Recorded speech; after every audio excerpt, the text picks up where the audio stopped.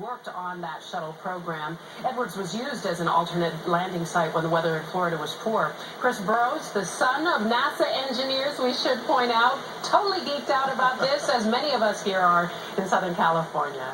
Chris.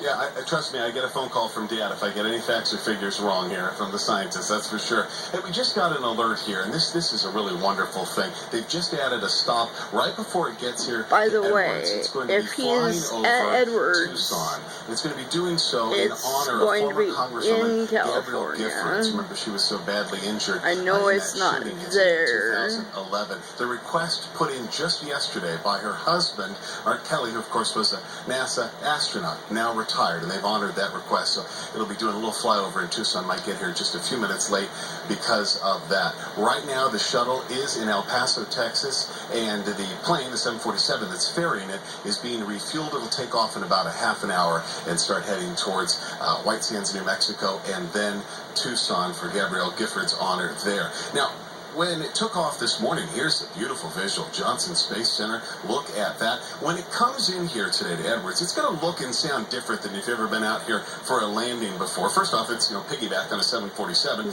Second off, it's going to sound different. There will be no sonic booms. Normally there's one or two when it would come in at Mach 24.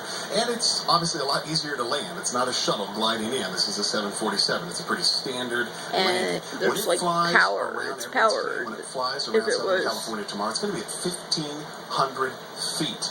And if it was just a shuttle, it wouldn't be like under its own power. It'd be sort of like gliding in. Hey, good morning, Chris. Yeah, it'll definitely be an unusual sight. First of all, because it's a 747 piggybacking the space shuttle endeavor across Los Angeles at 1,500 feet. We just don't get to see that every day.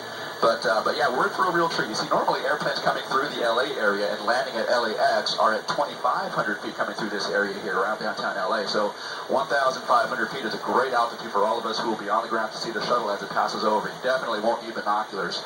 But just to give you perspective here, this is 1,500 feet from Sky 5 HT, so you can imagine what a beautiful sight it's going to be. That's a helicopter. When the space endeavor arrives. Of 1,500 square feet.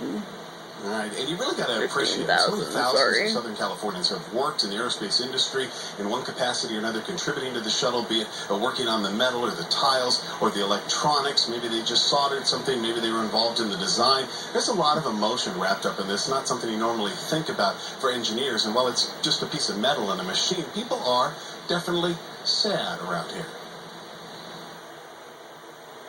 It really does touch you to see something come to a completion, really. And so, as with anything, when people end a career or when they move on to other things, there is some emotion tied to that. So, yeah, certainly. Engineers get emotional? You can't tell, but yes, they do. Here it is for your planning here. The flyover schedule, 7:15 in the morning on Friday.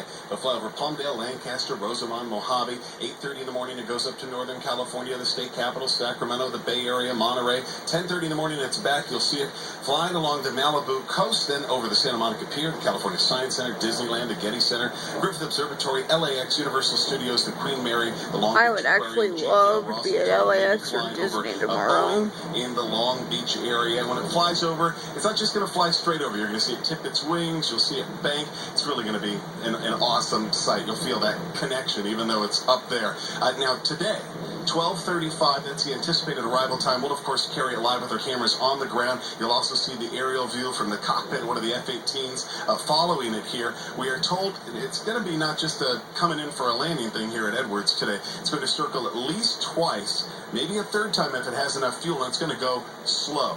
We're told it could be circling the Antelope Valley for about a full half an hour. We just got that information. That's going to be something to look up and see. We are live at Edwards Air Force Base. I'm Chris Burrows, KTLA 5 News. Back to you.